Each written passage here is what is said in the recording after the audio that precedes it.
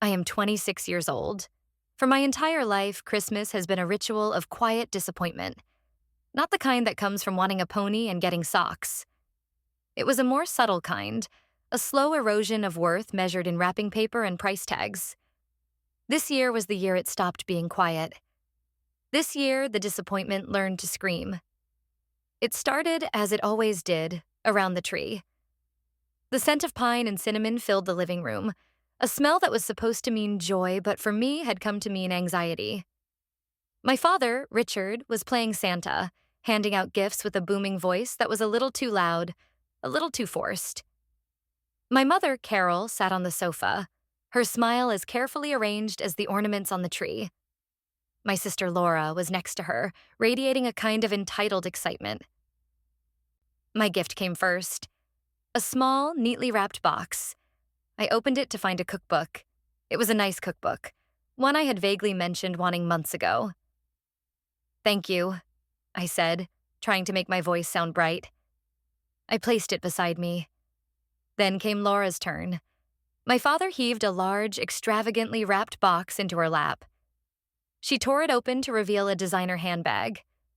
It was the kind of thing I saw in magazines, with a price tag that would cover my rent for 3 months. Laura shrieked with delight, hugging the bag to her chest. But that was not all. My mother then reached behind a cushion and pulled out a thick white envelope. She handed it to Laura. "And this is for you, sweetheart," she said, her voice soft and full of affection. "We know things have been a bit tight." Laura opened the envelope. Her eyes went wide. Inside was a thick stack of cash. I could see the corner of a $100 bill. She did not say how much it was, but her gasp told me it was a lot. She leaped up and threw her arms around our parents. "Oh my gosh, thank you. This helps so much, you have no idea." I sat there, the cookbook feeling heavy and ridiculous in my lap. I looked at my parents. My father avoided my gaze, suddenly busy collecting wrapping paper. My mother gave me a tight, almost pleading smile. I did not say anything.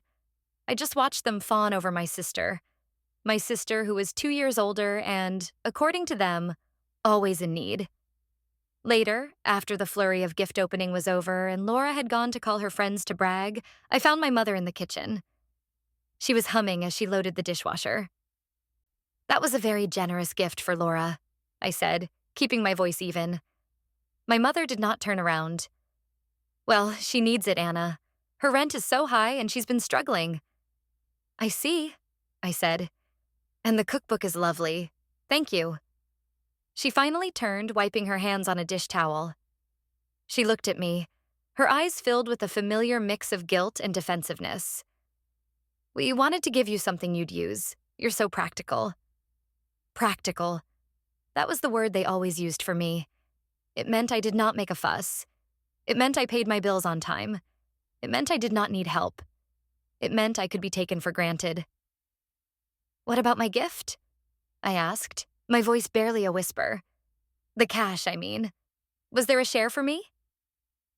My father walked in just then, overhearing my question. He put a hand on my mother's shoulder.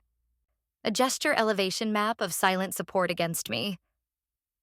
"Anna, we gave your share to Laura," he said, his tone one of forced patience, as if explaining something Muslim to a child. I stared at him. I felt a coldness spread through my chest. My share. So there had been a share for me.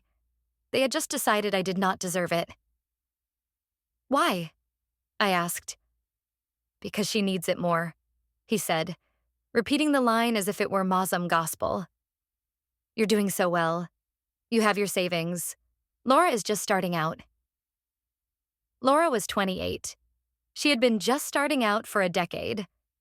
I, on the other hand, had worked 2 jobs through college to graduate debt-free. I had a small but tidy apartment and a savings account I was fiercely proud of. An account I had built myself, dollar by dollar. "So, because I am responsible, I get penalized?" I said. It was not a question. My mother sighed. "Please do not be difficult, Anna. It's Christmas. We just wanted to help your sister. It came from our money, our savings. It was our choice to make." It was our money. That phrase echoed in my head. I wanted to believe her. For the sake of peace, for the sake of getting through the holiday, I wanted to accept it and move on. But something felt wrong. A small, sharp splinter of doubt had lodged itself in my mind. I decided to let it go, for the moment. Okay, I said, my voice flat. I understand. They both looked relieved. My father patted my arm. That's our girl. So sensible. I walked back to the living room and sat on the floor, picking up a stray piece of wrapping paper. I folded it into a small, neat square, over and over, until it was a thick, hard knot. I felt like that little knot of paper. Compressed, tight, and about to tear. The rest of the day passed in a blur of fake smiles and polite conversation. I helped with dinner. I complimented Laura on her new bag. I pretended the gaping hole of disrespect I felt was not there. But that night, as I lay in my childhood bed, I could not sleep. The words echoed in my head. She needs it more. We gave your share to her. I pulled out my phone. My heart was pounding. I had a joint savings account with my parents. It had been set up years ago when I got my first real job. For emergencies, my father had said, and for a down payment on a house one day. I had been the only one to ever put money into it. I contributed a set amount from every paycheck. They were on the account asesinato as a safety measure, they had claimed. In case something happened to me. I almost never checked the balance. I did not need to. I knew what was supposed to be in there. I had my own separate checking account for daily expenses. This joint account was my future. My fingers trembled as I opened my banking app. I typed in my password. I navigated to the accounts page. My checking account balance was normal. Then I scrolled down to the savings account. My breath caught in my throat. The balance was almost zero. There was only $53.12 left. I clicked on the transaction history. My eyes scanned the page, my heart hammering against my ribs. And then I saw it. A single massive withdrawal. Dated 3 days ago, December 22nd. The amount was $10,000. $10,000. My $10,000. I felt sick. I scrolled back and forth, hoping it was a mistake, a glitch in the app. But it was there. A transfer. A withdrawal. Gone. My mother's voice rang in my ears. It came from our money. Our savings. A lie. It was a bald-faced lie. They had not used their money. They had used mine. They had stolen from me to give to my sister. I closed my eyes. The feeling was not anger. Not yet. It was a profound, hollow shock. Like I had been standing on solid ground and the entire world had just crumbled away beneath my feet, leaving me in a free fall. She needs it more. The phrase was no longer just an insult. It was the justification for a theft. A betrayal so deep it felt physical, like a hand squeezing my heart. I lay in the dark for a long time, the phone screen glowing on my face. I thought about marching into their bedroom and screaming. I thought about calling Laura and demanding my money back. But I did neither. A cold, clear resolve began to form in the pit of my stomach. This was not a simple argument to be won with shouting. They had lied to my face. They had coordinated this. This was a calculated act. It required a calculated response. I took a screenshot of the transaction. I saved it. Then I opened my email and wrote a message to my bank. I requested a full official paper statement for the joint savings account, mailed to my apartment address. I needed other than a screenshot. I needed undeniable physical proof. Then I turned off my phone and stared at the ceiling. The fight was not over. It had just begun. And this time, I was not going to be practical or sensible. This time, I was going to win. The next morning, I was the first one awake. I made coffee and sat at the kitchen table, feeling a strange sense of calm. The shock had worn off, replaced by a steely determination. I had a plan. It was a simple one, but it was a start. My mother came downstairs, yawning. "You're up early," she said, pouring herself a cup of coffee. "I couldn't sleep," I replied, my voice neutral. She sat down across from me. "Still upset about the gift, aren't you?" she asked, her tone already weary. "I'm upset about the lie, Mom," I said, looking her directly in the eye. She flinched. "I do not know what you mean. We explained it to you. We helped your sister." "You told me the money came from your savings," I stated. "It did," she insisted, but she would not meet my gaze. She fiddled with her coffee cup. This was my first test, to see how far she would push the lie. "Are you absolutely sure about that?" I asked, keeping my voice quiet. "Yes, Anna, I am sure," she said, her voice rising slightly. "Why are you interrogating me? It's our money. We can do what we want with it." I felt a flash of anger, hot and sharp. "Our money." She kept saying that. "I see," I said, standing up. "I just wanted to be clear." I left the kitchen without another word. I needed to control my emotions. An outburst would only make them paint me as hysterical and ungrateful. I had to be cold. I had to be precise. I spent the rest of an excruciatingly long day at my parents' house, playing the part of the dutiful daughter. I avoided being alone with my father, knowing he would be less patient with my questions than my mother. I watched Laura. She was glued to her phone, probably online shopping with my money. She occasionally threw me a pitying look, as if I were a poor relation who just did not understand how the world worked. It made my blood boil, but I kept my face a mask of placid indifference. That evening, I packed my bag to go home. My mother hovered in the doorway of my room. "Are you still angry with us?" she asked softly. "I'm disappointed," I said, not looking at her. "I'm very disappointed." "It will pass," she said, as if my feelings were a passing storm. "You'll see we did the right thing." I did not respond. I zipped my bag of Fados and walked past her. At the front door, my father gave me a stiff, awkward hug. "Drive safe," he said. "I will," I replied.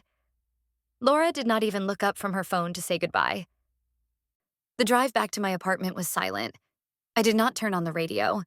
I just listened to the hum of the tires on the asphalt. When I got home, the first thing I did was call my best friend, Chloe. "They did what?" she shrieked after I explained the situation. "They took $10,000 from my savings account and gave it to Laura for Christmas," I repeated, the words tasting like poison. "And they lied about it?" Chloe asked, her voice filled with outrage on my behalf. "To my face," I confirmed. "Mom looked me right in the eye and said it was their money." There was a pause on the other end of the line. "Anna, this is not just about a Christmas gift anymore," Chloe said, her voice serious. "This is theft. And the gaslighting. It's insane." "I know," I whispered. "I feel like I'm going crazy. They're making me feel like I'm the selfish one for wanting my own money." "You are not selfish," Chloe said fiercely. "That money is your security. It's your hard work. What are you going to do?" "I've ordered a paper statement from the bank," I told her. "I need proof that I cannot be accused of faking." "Good," she said. "That's smart. What's your next move?" "I'm not sure yet," I admitted. "Part of me wants to hire a lawyer. Part of me wants to just scream at them until they admit it." "Screaming won't work," Chloe said wisely. "They'll just call you emotional and dismiss you. You have to be strategic. You have to hit them where it hurts." "Where is that?" I asked. "Their image," Chloe replied without hesitation. "Your parents care more about looking like a perfect, generous family than anything else. Your mom's Christmas letters, your dad's bragging to his golf buddies. It's all about appearances." She was right. My parents had cultivated an image of themselves as pillars of the community, the perfect supportive family. The idea that they would steal from one daughter to spoil the other would shatter that image completely.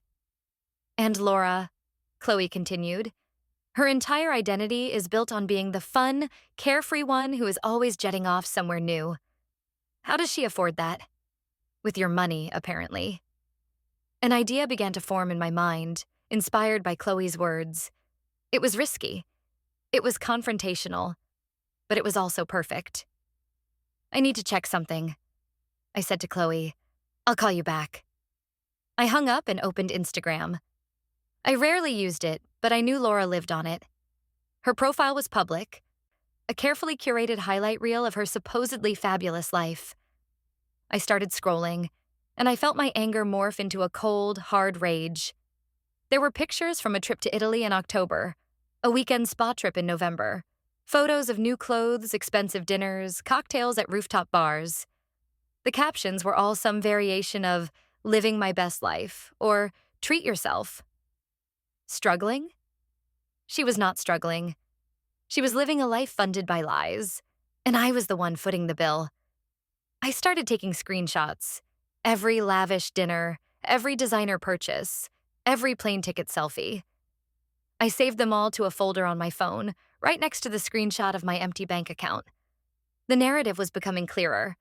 My parents were not just helping a daughter in need. They were enabling a fraud. They were sacrificing my future to fund Laura's fantasy life, and they were lying to me about it. The paper statement would be the lock. The Instagram posts would be the key. And I was going to use them to open a door they would wish had remained closed forever. The next few days were a strange kind of torture. I went to work. I ate my meals. I went through the motions of my life, but my mind was constantly elsewhere. I was in a state of hyper-awareness, waiting for the mail, waiting for the right moment. My mother called me every day. Her tone was overly cheerful, a desperate attempt to pretend everything was normal. "How was your day, honey?" she would ask. "Fine," I would reply, my voice a monotone. "Are you still thinking about that silly money thing?" she asked on the third day, her voice laced with manufactured innocence. "The $10,000 you took from my account is not a silly money thing, Mom," I said calmly. There was a sharp intake of breath on her end. "I already told you that was our money." "No, you told me it was from your savings," I corrected her. "That's a very specific claim. I'm just waiting for something to arrive in the mail and then we can talk about it more." Silence. I could almost hear the gears turning in her head, the flicker of panic. I had hinted at my leverage. This was the first probe. "What are you waiting for?" she asked, her voice tight. "Just easy paperwork," I said vaguely. "I'll let you know when it gets here. We should all talk then. You, me, Dad, and Laura." "I do not see why Laura needs to be involved," she said quickly. Too quickly. "She's the one who received the gift?" I said. "I think she should be there, don't you?" I suppose," she stammered. "Anna, I do not like your tone." "And I do not like being stolen from," I retorted, and then I hung up. My hand was shaking. It felt good to push back, even in that small way, but it also felt terrifying. I was deliberately escalating the conflict, and I had no idea how it would end. That night, I got a call from my father. He did not waste time with pleasantries. "Your mother is very upset," he said, his voice low and angry. "What did you say to her?" "I told her the truth," I replied. "That I'm waiting for proof of the bank transaction, and then I want a family meeting." "There is nothing to discuss," he boomed. "It was a gift, from us, to your sister. You are being incredibly selfish and ungrateful, after everything we've done for you." "What have you done for me?" I asked, my voice dangerously quiet. "You raised me, yes, but this is not something you did for me. You did this to me." "You have a good job," he sputtered, as if that was a gift he had personally bestowed upon me. "You have savings, or you did. Laura has nothing." "Laura has a closet full of designer clothes and a passport full of recent stamps," I shot back. "I've seen her Instagram." There was a dead silence on the line. He had not expected that. He had not expected me to look beyond the narrative they had so carefully crafted. "That is none of your business," he finally managed to say, but his voice had lost its conviction. "You made it my business when you used my money to pay for it," I said. "The meeting is going to happen, Dad, with or without your cooperation, but I promise you it will be much, much worse for you if it's without." I hung up before he could respond. I leaned my head against the wall, my heart racing. I had declared war. There was no going back now. The next day, a thick manila envelope arrived in my mailbox. It had the bank's logo on it. My hands trembled as I took it upstairs to my apartment. I sat at my kitchen table and took a deep breath before opening it. It was all there, page after page of transactions, my diligent deposits, month after month. And then, the single, glaring withdrawal. December 22nd. Counter withdrawal. $10,000. The account number was clear. The date was clear. The amount was clear. And at the bottom of the form, there was a signature line for withdrawals made in person. I leaned in closer. The signature was shaky, but I recognized it instantly. It was my father's. I sank back in my chair, the papers clutched in my hand. He had walked into the bank and taken my money. He had looked a teller in the eye and signed his name to a withdrawal slip, draining his daughter's savings. The coldness I had been feeling intensified, hardening into something brittle and sharp. This was not a misunderstanding. This was not a moment of poor judgment. This was a premeditated act of betrayal. I took a photo of the signature. I took a photo of the transaction line. I now had everything I needed. I spent the next hour meticulously planning the confrontation. Chloe was right. It had to be about their image. It had to be public in a way. But it also had to be controlled. I did not want a screaming match. I wanted a quiet, devastating execution. I sent a group text to my parents and Laura. "I need to have a family meeting. My apartment. Sunday at 2 p.m. It is not optional." Laura replied almost instantly. "I'm busy." "Cancel it," I wrote back. My mother replied next. "Anna, this is not necessary. Can't we just move past this?" "No," I typed. "We cannot. If you are not here, I will start making phone calls. I'll start with Aunt Susan, then maybe Uncle Mark. I wonder what they would think about all this." Aunt Susan was my mother's sister, the family gossip. The threat was not subtle, and I knew my mother would understand it perfectly. My father did not reply, but a few minutes later, my mother texted again. "Fine. We will be there." I looked at the confirmation on my phone screen. The stage was set. The players were summoned. And I was ready. I was more than ready. I was hungry for it. For the first time in my life, I was not going to be the sensible one. I was going to be the one who burned it all down. The 2 days leading up to the meeting were the longest of my life. I felt a constant thrum of adrenaline under my skin. I rehearsed what I was going to say over and over in my head. I wanted my words to be like scalpels, precise and cutting. I also took one more preparatory step. I called my Aunt Susan. I did not tell her everything. I just planted a seed. "Hi, Aunt Susan," I said, making my voice sound a little shaky. "I'm okay. I have a weird question for you." "Of course, honey. What is it?" she asked, her voice warm. "Have Mom or Dad mentioned having any financial trouble lately?" I asked. "Trouble?" "No, not at all," she said. "Your father was just telling your Uncle Mark last week about his portfolio doing so well. Why do you ask? Is everything all right?" "I'm not sure," I said evasively. "Things have just been a little strange. There was an issue with Christmas gifts, and I'm trying to understand it." "Oh?" Her interest was clearly piqued. "What kind of issue?" "I can't really get into it right now," I said, "but I might need to talk to you about it after this weekend. I'm having them over to my apartment to try and clear the air." "Well, you let me know if you need anything," she said. "I hope it all works out."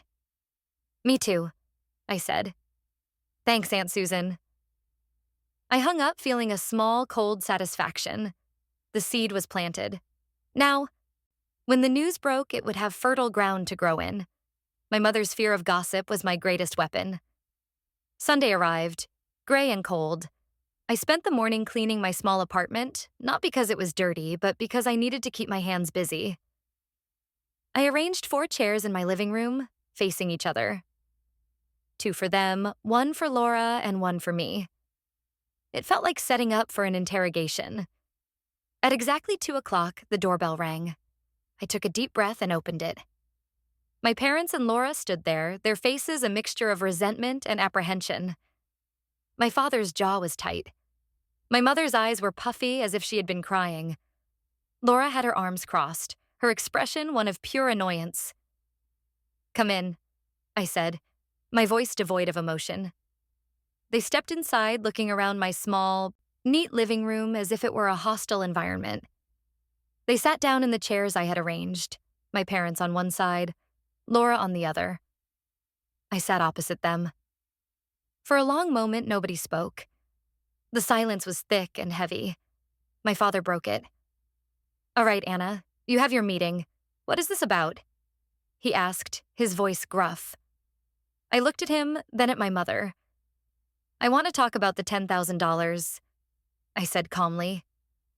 My mother sighed dramatically. "Anna, for the last time we gave that money to Laura. It was a gift. It is done. Why can't you let it go?" "I can't let it go because you lied to me," I said, my gaze steady. I am here in this moment, and my voice is not shaking. My hands are folded in my lap. I am in control. "We did not lie," my father snapped. "It was our money to give." "Okay," I said, nodding slowly. "Let's be very, very clear about this. You are stating right now that the $10,000 you gave to Laura for Christmas came from your own personal bank account. Is that correct?" They exchanged a quick, nervous glance. It was my mother who answered. "Yes, Anna, that is correct." I turned to my sister. "Laura, did Mom and Dad tell you where the money came from?" Laura shrugged, refusing to look at me. "They said they were helping me out," she mumbled. "I did not ask for details." "You did not think it was strange?" I pressed. "To receive a $10,000 cash gift? You were not curious about where it came from?" "It's not my business," she said, her voice sullen. "It was a gift." "I see," I said. I paused, letting the weight of their lies settle in the room. They were all committed now. They had all chosen their story. I leaned forward slightly. "The thing is, I have a joint savings account with you," I said, looking at my parents. "An account that was opened for my future. An account that I, and only I, have ever deposited money into." My mother's face went pale.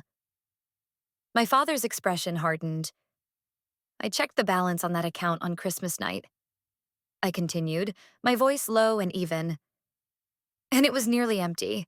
There was a withdrawal for exactly $10,000 made on December 22nd. Laura's head snapped up.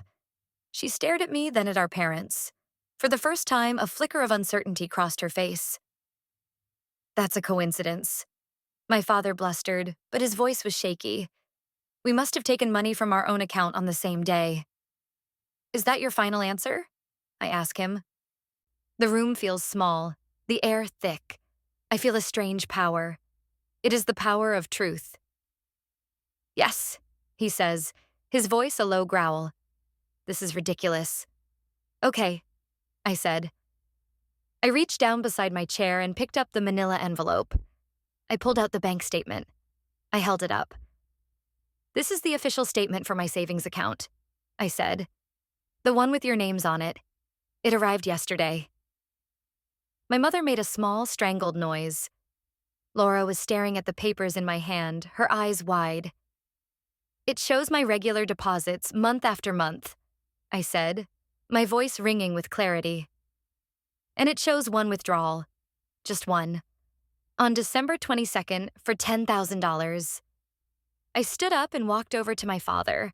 I held the statement out to him. And here at the bottom is the signature authorizing the withdrawal. It looks a lot like yours, Dad. He did not take it. He just stared at it, his face turning a blotchy red.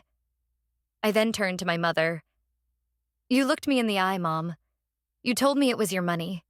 You lied. You both did. My mother started to cry, silent tears trickling down her cheeks. We were just trying to help her, she whispered. Help her? I said, my voice rising for the first time. I turned to Laura. Is that what you call it? I saw your Instagram, Laura. The trip to Italy, the spa weekends, the designer clothes. Does that look like someone who needs help? Or does that look like someone who is living a lie, funded by me? Laura shrank back in her chair, her face aghast. She had no idea I had looked. She thought her online world was separate from our family drama.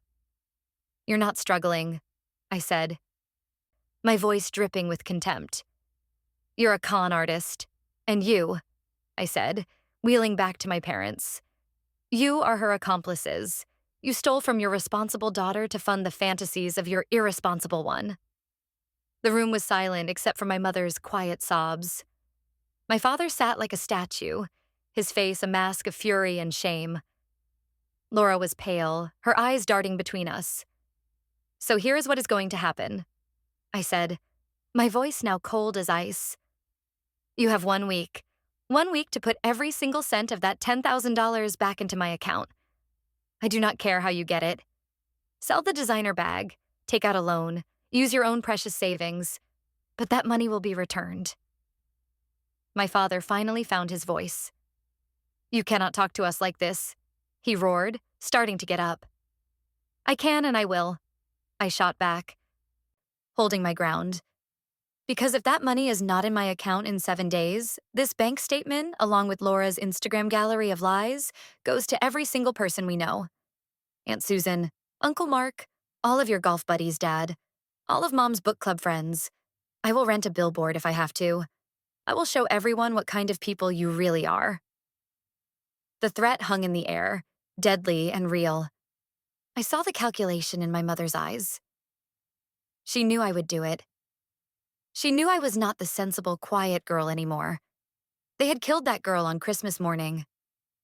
You wouldn't, my mother whispered, her voice pleading. Try me, I said. I looked at each of them, one by one. My father sputtering with impotent rage. My mother broken and weeping. And Laura looking at me with a mixture of fear and, for the first time, a sliver of respect. The meeting is over, I said, walking to my front door and opening it. You have 1 week. They stumbled out in a daze, not looking at me, not looking at each other. As they walked down the hallway, I heard my father hiss at my mother. This is your fault. I closed the door and leaned against it, my body trembling with the aftermath of the confrontation. I had done it. I had taken back my power. A sense of profound, liberating relief washed over me. It was not just about the money anymore. It was about the truth. And for the first time, the truth had been spoken out loud. The weight I had been carrying for my entire life, the weight of being the lesser daughter, had finally been lifted. I did not know what would happen next, but I knew, with absolute certainty, that nothing would ever be the same again. And that was Mawsome a victory. The week that followed was one of the strangest I have ever experienced. My apartment, usually a place of quiet solitude, felt like the command center of a silent war. My phone, which had been a source of anxiety, became a tool of power. I did not contact them. I did not need to. I had delivered my ultimatum, and now I just had to wait. The silence from their end was deafening. No angry calls from my father. No tearful, manipulative texts from my mother. Not a word from Laura. It was as if they had fallen off the face of the earth. Chloe called me every day. Any news? She'd ask. Nothing, I'd reply. Just silence. That means they're scrambling, she said on day 3. They're trying to figure a way out of this where they don't have to admit they were wrong. There is no way out, I said, my voice harder than I expected. There's only one path. They either pay me back or I expose them. I'm so proud of you, Anna, she said softly. You've been carrying their baggage for years. It's about time you made them carry their own. Her words bolstered my resolve. There were moments late at night when a sliver of doubt would creep in. Was I being too harsh? Was I destroying my family over money? But then I would remember my mother's face, lying so smoothly. I would remember my father's signature on the withdrawal slip. And I would remember the years of quiet slights, the constant feeling of being second best. This was not just about $10,000. This was about 26 years of being undervalued. On the fourth day, I got a call from an unknown number. I hesitated, then answered. Hello? Is this Anna? A woman's voice asked. It is. Who is this? It's Laura, she said. Her voice was small, tentative. Nothing like her usual breezy, confident tone. I was silent for a moment, surprised. What do you want, Laura? I wanted to talk, she said. Without Mom and Dad. I'm listening, I said, my voice cool. There was a long pause. I could hear her take a shaky breath. I'm sorry, Anna, she whispered. The words were so unexpected that I did not know how to react. I had expected excuses, justifications, more lies, not an apology. Sorry for what? I asked, testing her. Sorry you got caught? No, she said quickly. Well, yes, that too. But I'm sorry for everything. I knew you had that savings account. When Mom and Dad offered me the money, I asked them if they were sure they could afford it. They told me not to worry, that it was taken care of. It was taken care of with my money, I stated flatly. I know that now, she said, her voice cracking. I had no idea, I swear, Anna. I thought they were just being generous. They've always helped me out. Helped you out? I repeated, my voice laced with skepticism. Laura, I saw your social media. You're not struggling. You're living a life I could only dream of, and I'm the one with the supposed good job. She was quiet for a moment. I know it looks that way, she said softly, but it's not all real. A lot of it is, for show. I put Dingen on credit cards. I'm in so much debt, Anna. I'm drowning. It was the first time she had ever admitted any kind of vulnerability to me. For a second, I felt a pang of a pity, a ghost of the sisterly affection I used to feel. But then, the anger returned. So you're drowning, and instead of learning to swim, you let our parents throw you my life raft, I said. I didn't know it was yours, she insisted, her voice rising with desperation. That's what I'm trying to tell you. I'm not defending what they did. It was wrong. It was horrible. When you showed us that bank statement, I felt sick. I looked at Dad, and I saw him differently. I waited, letting her talk. They're trying to figure out how to get the money, she continued. Dad is refusing to sell his stocks. He says the market is down. Mom wanted to use their emergency fund, but Dad won't let her. They've been fighting nonstop. That is not my problem, I said coldly. I know, she said, but I wanted to tell you, I sold the bag. I was taken aback again. You sold the designer handbag? Yes, she said. I took it to a consignment shop yesterday. They're giving me almost $2,000 for it. It's not much, but it's a start. I'm going to give it to you. I did not know what to say. It was a gesture. A small one in the grand scheme of things, but it was more than my parents had offered. And I'm selling some other Dingen, she added. My old laptop, some clothes. Whatever I can. I'll give you every dollar I make. Why are you doing this, Laura? I asked, genuinely curious. Because you were right, she said, her voice thick with emotion. About me. About them. This whole thing, it's been a wake-up call. I've been living in a fantasy, and they've been enabling it. You're the only one who has ever been honest with me. I was floored. This was a side of my sister I had never seen. a side that was capable of self-reflection and accountability. The money needs to be in my account by Sunday, I said, my tone softening Mosum slightly. All of it. I know, she said. I'm going to talk to them again. I'm going to tell them to just do it. To stop fighting and just pay you back. Because you're right to be this angry, Anna. And if they don't fix this, they're going to lose you forever. And I do not want them to lose me too. We hung up and I sat on my sofa, stunned. The war was not just between me and them anymore. It had created a crack in their alliance. Laura was starting to see the truth. She was starting to break away from their toxic orbit.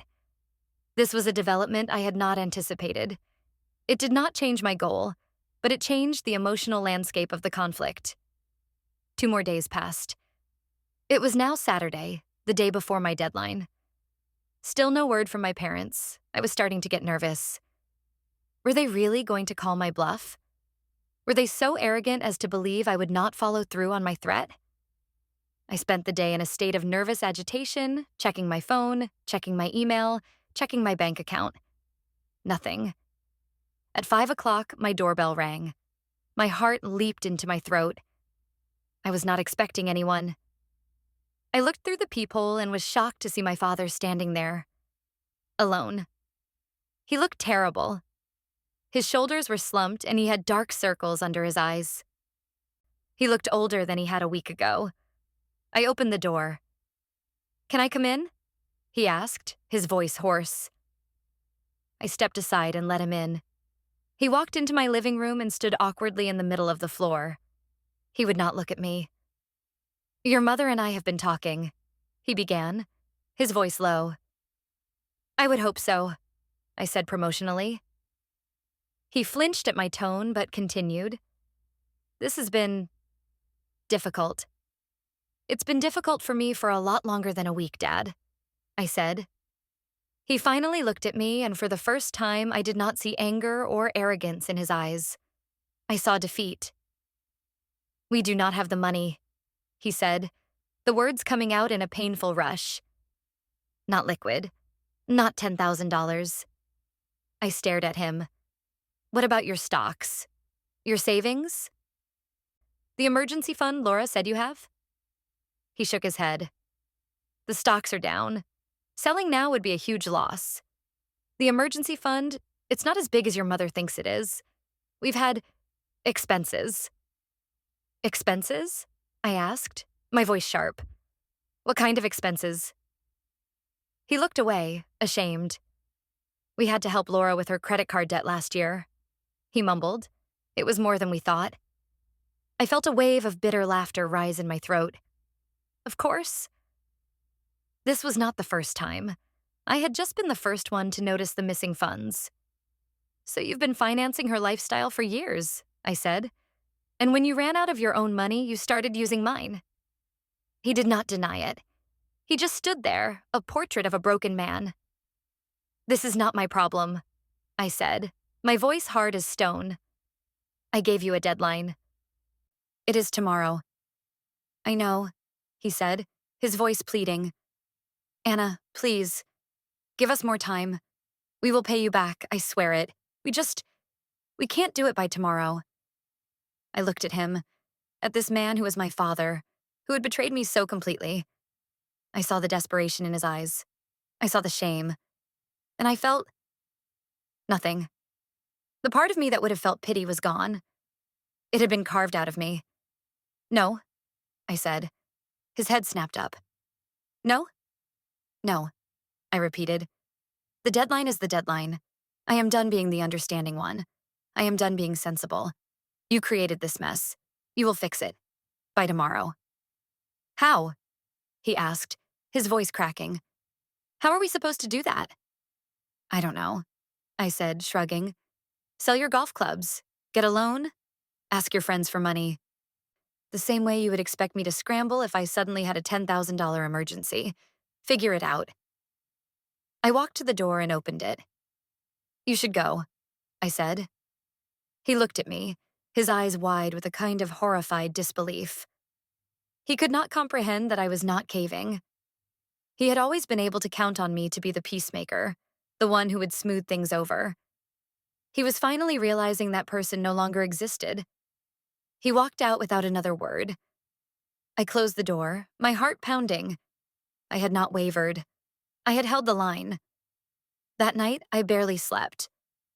I kept checking my banking app, but the balance remained unchanged. $53.12. Sunday morning dawned. The deadline. I woke up with a knot of dread and determination in my stomach. I made coffee and sat at my kitchen table, my laptop open, my phone next to it. I had a draft of an email ready to go. The subject line was a family matter. It was addressed to Aunt Susan, Uncle Mark, and a dozen other friends and relatives. It contained a clear, concise summary of what had happened, complete with a link to a private photo gallery containing the bank statement and Laura's Instagram posts. All I had to do was press send. The hours ticked by. 9 o'clock, 10, 11. Nothing. At noon, I decided I had waited long enough. My hand hovered over the mouse, my finger on the button. Just as I was about to click, my phone buzzed. It was a notification from my banking app. A deposit of 10,000 LAR has been made to your savings account. I stared at the screen, my breath catching in my chest. It was there. The money was there. My body went limp with a sudden, overwhelming wave of relief. I had won. They had done it. A few minutes later, I got a text from my mother. The money has been returned. Are you happy now? The bitterness in her words was palpable. There was no apology, no remorse, just a resentful capitulation. I thought about what to write back. I could have been gracious. I could have said thank you. But I was not feeling gracious. I typed a simple reply. This was never about being happy. It was about being respected. And for future reference, I have closed that joint account. My finances are now my own. Do not contact me again until you are ready to give me a sincere apology. All three of you. I hit send. Then I called Chloe. They did it, I said, the words tumbling out. They paid me back. Oh my God. Anna, she squealed. How? What happened? I told her about Laura's call and about my father's visit. So he tried to get you to back down and you didn't, Chloe said, sounding impressed. Good for you. I wonder where they got the money. I don't care, I said, and I realized it was true. They created the problem and they solved it. That's all that matters. Later that day, I got a call from Laura. They did it, she said. Dad had to take out a high-interest personal loan. He's furious. Mom hasn't stopped crying. Good, I said.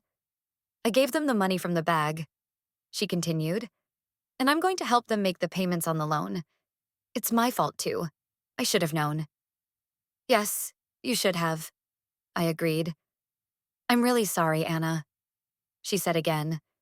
I hope that someday you can forgive me. I appreciate the apology, Laura, I said honestly. It means more than you know. But forgiveness, that's going to take time. A lot of time.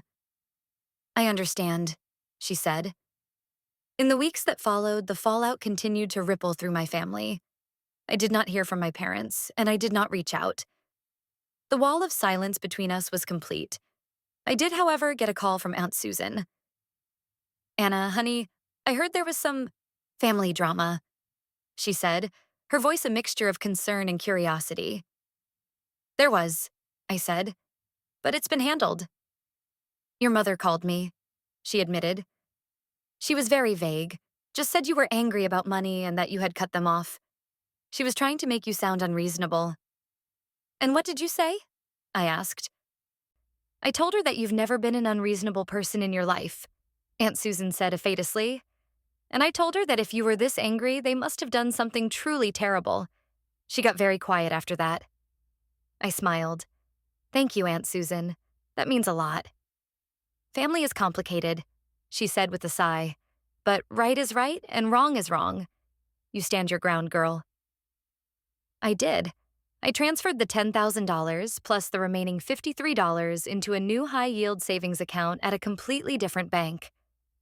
An account that had only one name on it: mine. Watching that money settle into its new safe home felt like the final act. It was more than just a number on a screen. It was a declaration of independence. It was the price of my self-respect, paid in full. I do not know if my family will ever truly recover. I do not know if I will ever sit around a Christmas tree with them again. Some things, once broken, cannot be perfectly mended. But as I looked at my new bank balance, I did not feel sadness. I felt a quiet, steely strength. They had tried to make me small, to make me less than. They had thought my sensibility was a weakness they could exploit. They were wrong. They had finally pushed me too far, and in doing so, they had shown me how strong I could be. The cost of their lesson was $10,000 and a shattered family. The benefit to me was a future that was, for the first time, completely and utterly my own. They had taught me a valuable lesson. Sometimes the most practical thing you can do is burn it all down and start again. And I was finally ready to start again. The weeks turned into a couple of months. The silence from my parents was a heavy, suffocating blanket. I knew, through the family grapevine Mullock Aunt Susan, that they were telling a heavily edited version of the story. In their version, I was a cold, unforgiving daughter who had overreacted to a simple, well-intentioned gesture. They omitted the part about the theft, of course. They painted my demand for repayment as a shocking act of cruelty. Some relatives, the ones who only heard their side, started treating me differently. My Uncle Mark, my father's brother, called me. "Anna, your father is a proud man," he said, his voice thick with disapproval. "You've humiliated him." "He humiliated himself when he stole from me," I replied, my voice hard. "That's a very strong accusation," Uncle Mark said. "It's also the truth," I retorted. "Did he show you the bank statement? The one with his signature on the withdrawal slip from my account?" "No, I didn't think so. If you'd like to see it, I can email it to you."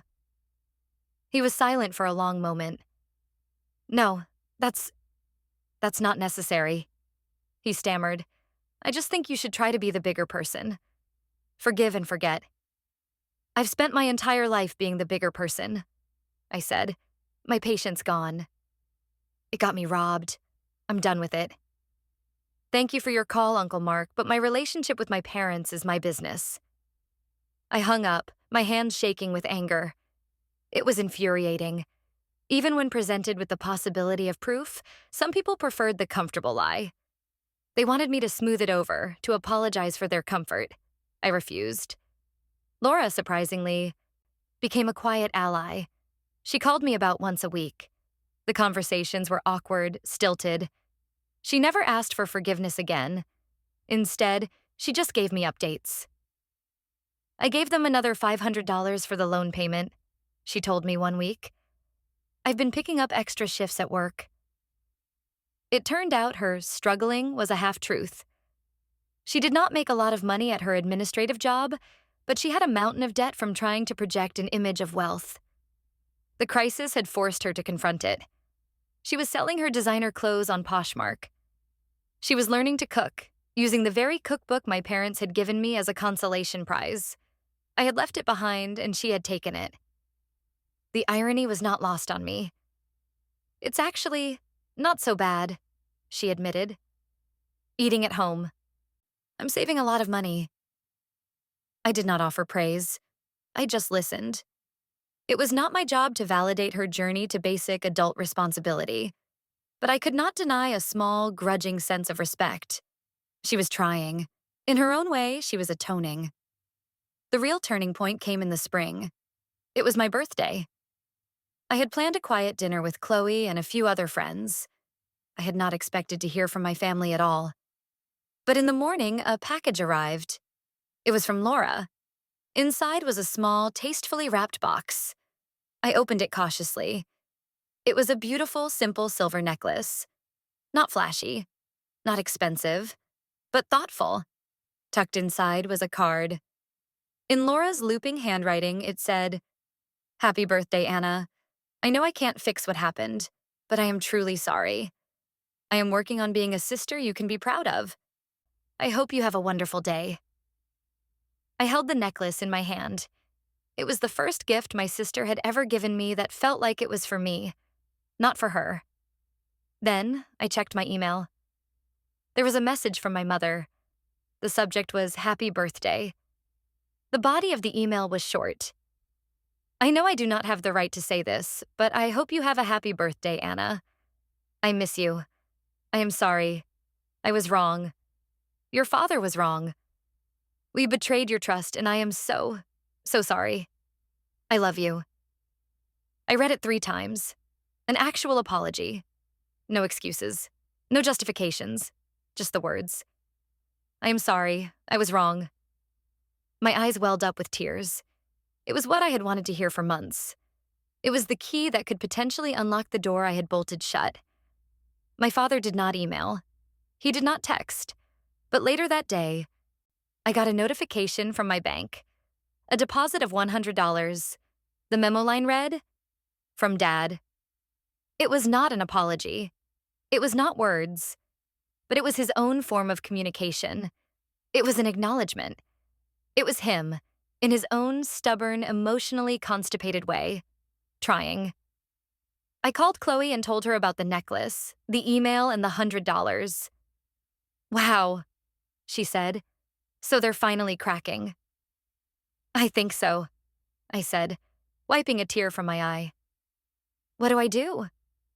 "What do you want to do?" she asked gently. It was the right question.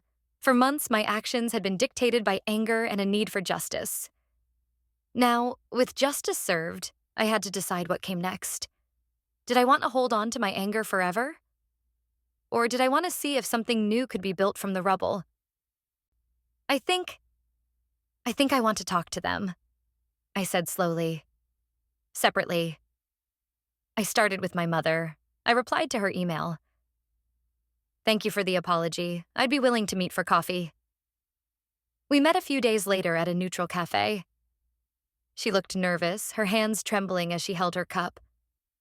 We sat in silence for a few minutes. "I meant what I said in my email," she began, her voice shaky. "There's no excuse for what we did.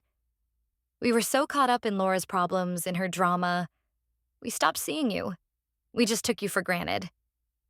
"You did more than that, Mom," I said, my voice quiet but firm. "You stole from me, and you lied about it. That's the part that I can't get over." Tears welled in her eyes. "I know. It was a moment of terrible judgment. Your father was so worried about Laura, and I went along with it.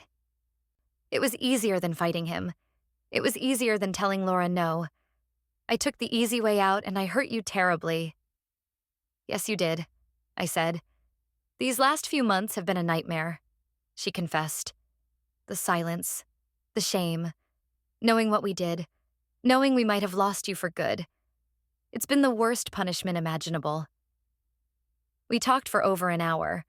It was the most honest conversation we had ever had. She did not make excuses. She listened when I told her how her actions had made me feel, not just on Christmas, but for my entire life. I told her about the constant pressure of being the good daughter, the one who never needed anything, and how that role had made me feel invisible. By the end of it, we were both crying. It was not a magic fix. The deep wound was still there. But it felt like the first layer of stitches had been put in. My meeting with my father was more difficult. He agreed to meet me for a walk in the park. He was stiff and awkward, unable to make eye contact. "I got your $100, I said, breaking the silence. He nodded, his jaw tight. "It's the first payment. I'll send it every month until the loan is paid off. It's my responsibility." "That loan is your consequence, Dad," I said. "It's not what I want from you." He stopped walking and finally looked at me. "What do you want, Anna?" "I want to understand why," I said, my voice pleading. "Why did you think it was okay to take my money? My future?" He sighed, a long, heavy sound. He looked old and tired. "I didn't think," he said, his voice rough. That's the truth. I just reacted. Laura was in trouble. Again. She was crying, saying she was going to be evicted. It's always a crisis with her. And I just saw a solution. There was money in that account. It was an emergency. So I used it. It was my emergency fund. I countered. For my emergencies, not for hers. I know, he said, his voice dropping to a whisper. I know that now. In that moment, I just saw my little girl in trouble, and I did what I thought I had to do to fix it. I didn't stop to think about my other little girl, the one who never asks for anything. It was wrong. There's no excuse for it. I broke your trust. I know that. He did not say, I'm sorry. The words seemed to be physically impossible for him to form. But in his own way, he was admitting his fault. He was taking responsibility. I'm not the family bank, Dad, I said softly. I know, he repeated. I am ashamed, Anna.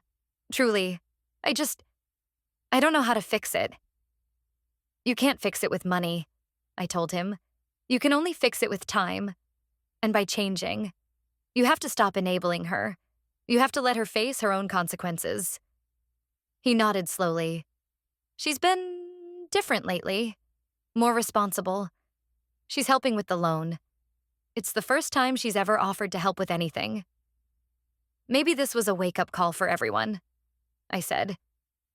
Our walk ended. We did not hug. But as we parted, he put a hand on my shoulder. I'm proud of you, Anna, he said, his voice thick. You're stronger than I ever knew. It was the closest he could get to an apology, and for now, it had to be enough. The path forward is not clear. My family is not healed. We are a collection of broken pieces, tentatively trying to see if we can fit back together in a new shape. I have dinner with Laura sometimes. The conversations are still a little stilted, but they're real. She talks about her budget and her new, less glamorous job. I talk about my work. We are getting to know each other, not as the roles we were assigned, the screw-up and the sensible one, but as people. I see my mother for coffee. The conversations are lighter now. We talk about books and movies, carefully avoiding the minefield of the past. It is a fragile truce, but it is a truce nonetheless. I have not seen my father again. He just sends the $100 every month, a silent, regular admission of his debt. Maybe one day we will be able to talk again. Maybe not. I do not regret what I did. I do not regret the confrontation, the ultimatum, the pain I caused. It was necessary. It was the only way to break a cycle that had been poisoning my family for decades. They had to be broken before they could even think about healing. The $10,000 sits in my savings account, untouched. It is my battle scar, my proof of victory.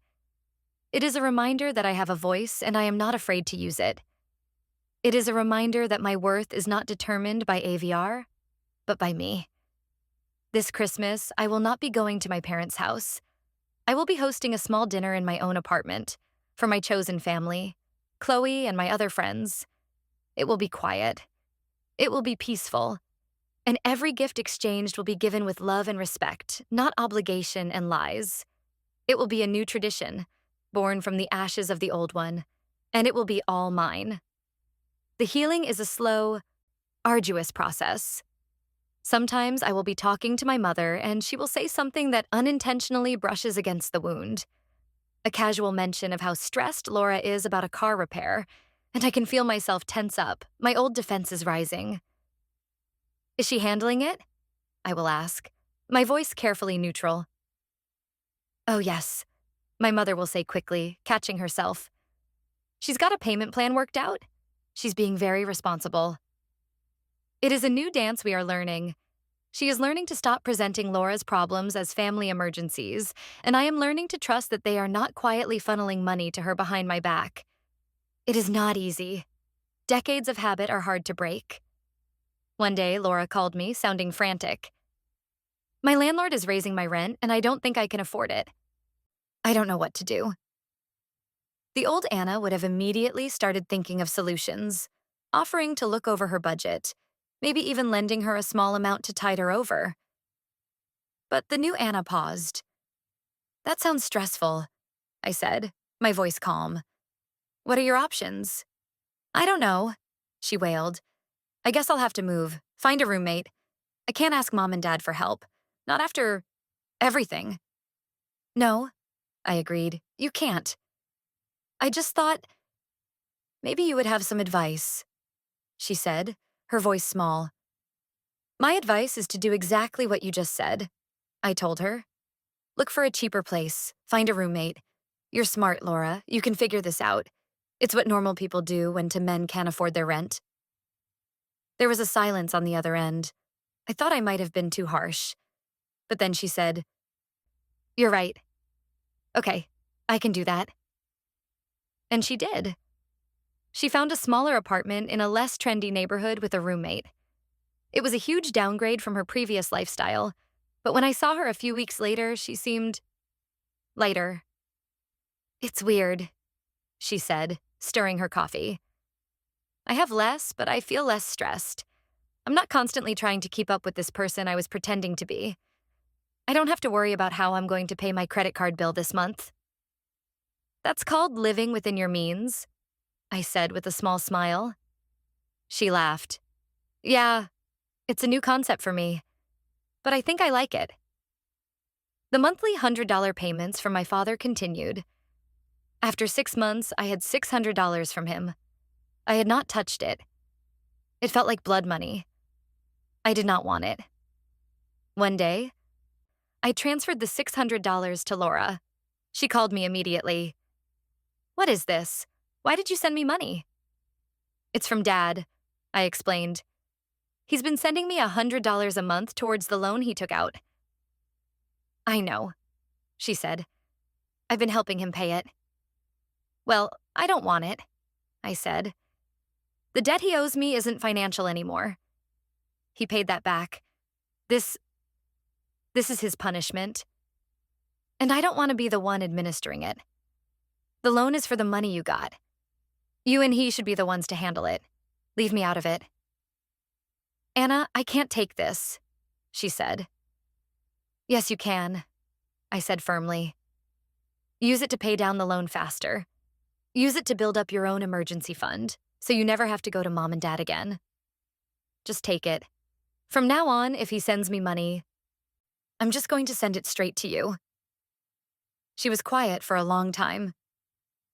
Okay, she finally whispered.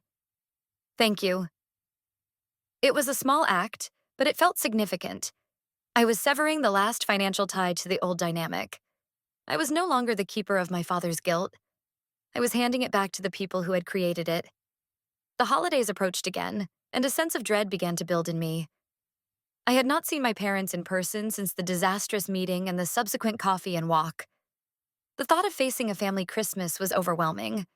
My mother called me in early November. Anna? She began, her voice hesitant. I know this is a lot to ask, but we were wondering if you would consider coming for Christmas dinner. Just for a few hours. No gifts. Just to be there. I could hear the fear in her voice. She was terrified I would say no. I don't know, Mom.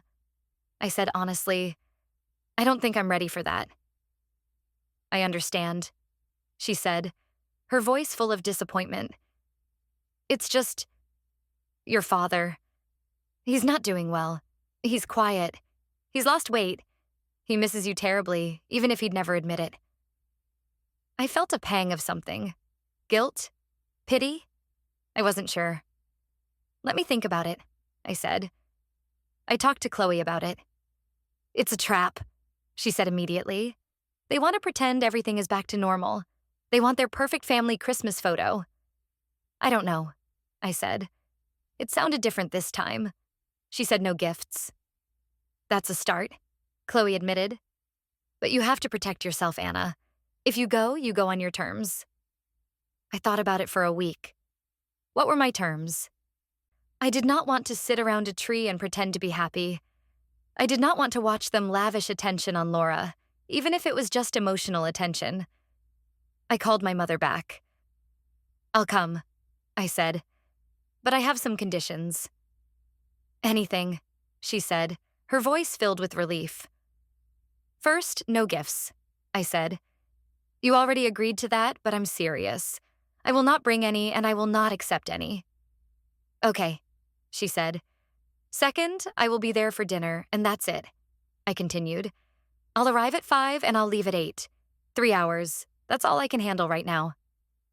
Okay, she repeated. And third, I said, taking a deep breath, I want Dad to be the one to invite me. I want to hear it from him. There was a long silence on the other end. I don't know if he can do that, Anna, she said softly. Then I can't come, I said, my voice firm. This is not about punishing him. It's about him taking an active step towards reconciliation. It's about him showing me that he wants me there, not just that you're dragging him along. I'll talk to him, she said, her voice strained. I did not expect it to happen. I was sure his pride would get in the way. But 2 days later, my phone rang. It was my father. Anna, he said, his voice gravelly. Hi, Dad, I replied, my heart starting to pound. Your mother said you might come for Christmas dinner, he said, the words sounding like they were being physically pulled from him. I might, I said. He took a deep breath. I would like that, he said, if you came. It was the most vulnerable I had ever heard him be. It was his olive branch. Okay, Dad, I said, my own voice a little shaky. I'll be there. Christmas Day was surreal. I drove to my parents' house, my stomach in knots. I almost turned the car around 3 times. But I had made a promise. I walked in at 5 o'clock on the dot. The house was quiet. My mother, father, and Laura were in the living room. There was no tree. There were no decorations aside from a small poinsettia on the mantel. It was a deliberate, stark contrast to last year. My mother hugged me, a little too tightly. Laura gave me a small, shy smile. My father just stood there, his hands in his pockets. I'm glad you came, he said, his eyes meeting mine for a brief second.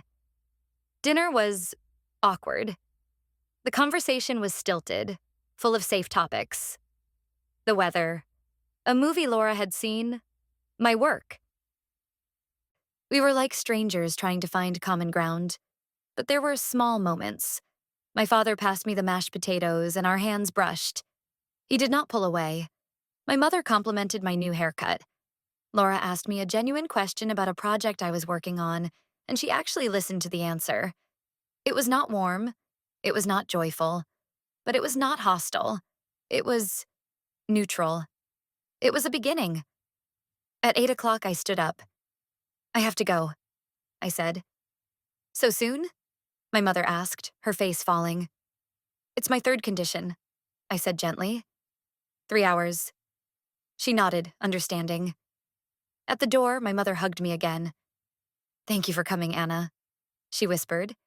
It means the world to us. Laura gave me a quick, one-armed hug. Drive safe, she said. My father was the last one. He walked me to my car. We stood in the cold, the silence stretching between us. The loan is almost paid off, he said quietly. I know, I replied. Laura told me. He nodded. She's a good kid, you both are. He looked at me, his eyes shining in the dim light of the porch lamp. I'm sorry, Anna, for everything. The words finally spoken hung in the cold air. They were not a magic cure. They did not erase the betrayal, but they were a balm on a still raw wound. I know you are, Dad, I said, my voice thick. I got in my car and drove away, the porch light of my childhood home shrinking in the rearview mirror. I did not feel happy. I did not feel sad. I felt quiet. The war was over. The treaties had been signed. And now, the long, slow, and uncertain work of rebuilding had begun. I did not know what the future held for my family. But for the first time in a very long time, I felt a flicker of hope. It was a small flicker, fragile and tentative. But it was there. And for now, that was enough.